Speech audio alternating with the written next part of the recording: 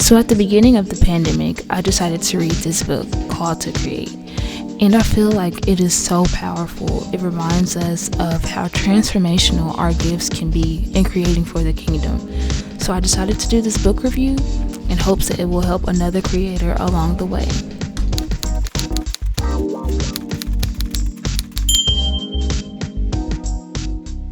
So pretty much this book is broken down into 4 main sections: calling, creating, challenges, and charge. One of the very first things that it says is that God is the first creator, and this is so important that it's in the very beginning of the Bible.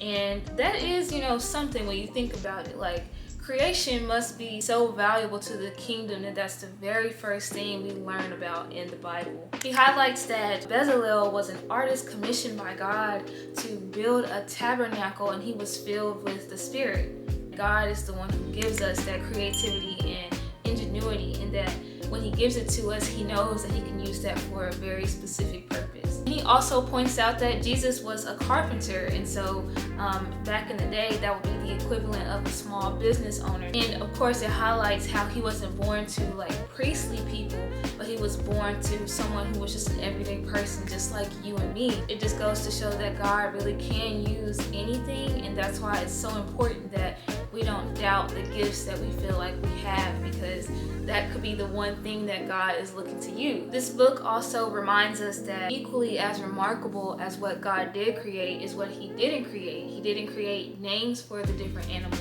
He didn't automatically give us every system and every invention that we could use for efficiency of stewarding, his creation.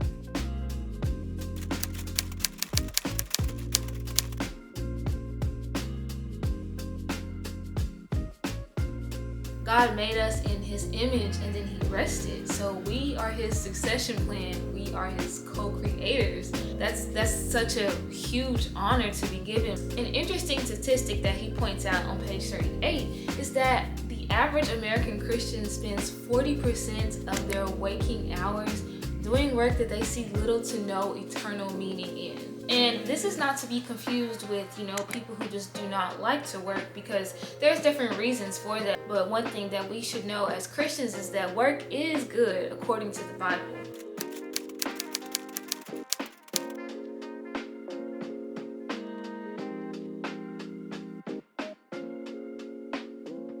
But he only did this after he already looked at his creation and he saw that it was good. So even though it was responsibility, it wasn't meant to be a burden. It was really meant to be an honor. We get to work with the creator of all creators. I think that one of the easiest ways to find work that you see eternal meaning in is to just do what kind of comes naturally to you. You probably have a gift that just comes very naturally to you. A lot of times it's a gift that at first thought people will say it won't pay the bills, or it might be a gift that is more abstract, but that might be exactly what God wants to use. Pray about it. On page 53, this book does give us 3 questions that we can use to kind of help us figure out what our gifts or callings might be.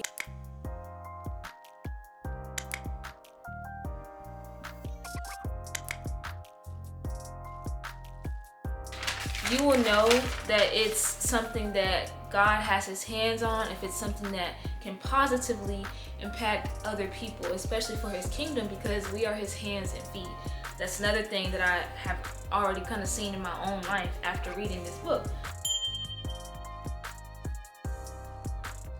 So now let's move to section 2, creating.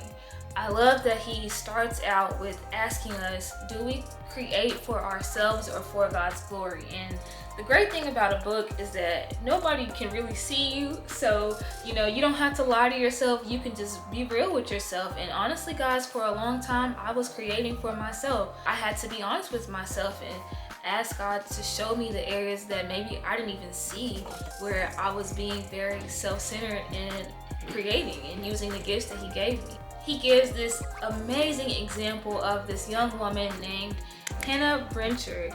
And she was this really inspirational and impactful young woman in New York City. She did a TED Talk. It reached over 1 million views. But then she began to struggle with her mental and physical health because even after she wrote a book and had all of these amazing accomplishments, she still wasn't fulfilled. She had put all of her identity in her accomplishments rather than her faith, so she was getting all these accolades, but it was never enough, because once the accolades started to fade, she started to question who she was. And when I heard that story, I just felt so seen, because I think that is so natural for us, especially in this day and age of social media. You get it. You're watching this video, you probably already understand. It confirmed that, number one, that's the wrong way to go about it, but number two, God still sees us, in the midst of that. I think He can understand where we're coming from. It ends this section with how you can discern what to create, something that will reveal God's character, or things that will reveal God's character, and things that will demonstrate His love for others. He also ends this chapter reminding us to always prioritize people over profit. He gives us the example of In-N-Out Burger, how not only do they always pay their employees more than minimum wage, but they give their employees just a plethora of opportunities to continuously move up in the company, so that they're always enriching the lives of their staff. This book says that we have to trust, hustle, and then rest. And I really love that this book talks about that, because it's so easy to just get caught up in no days off. And you will have sleepless nights, but that's not something that, you should make a habit in your life.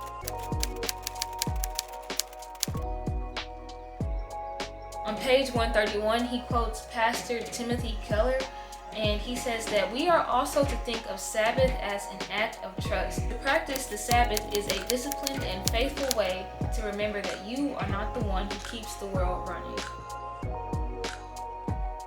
If you do observe the Sabbath on Saturday or weekend period, and you're a business owner, that's when people want to spend the most money, because that's when they have the most time. And that was something that, I was just a little bit concerned with starting my company with my husband, our film and marketing agency.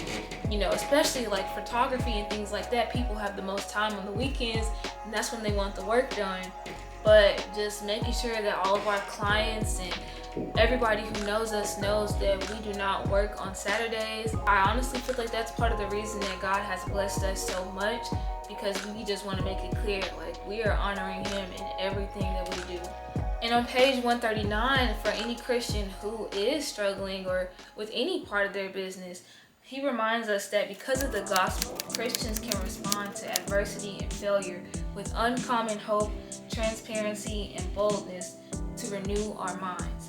Because those problems will come up. It doesn't matter how perfect, you follow the rules or follow the Bible. It doesn't matter how close you are to God. Challenges are inevitable.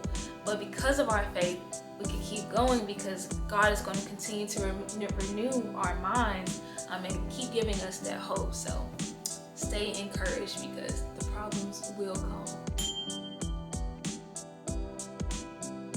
So we have to know that we need to be building more discipleship.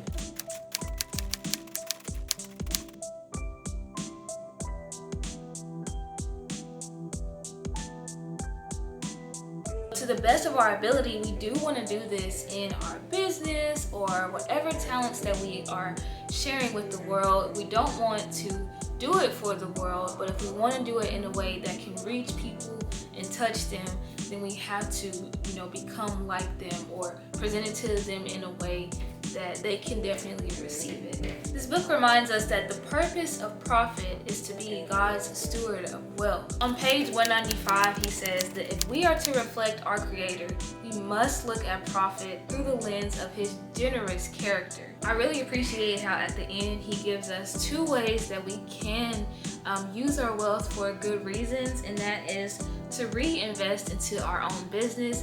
That can either look like giving employees a higher salary, or maybe even just investing more into the quality of your work, and so that we can continue to show God's standard of excellence.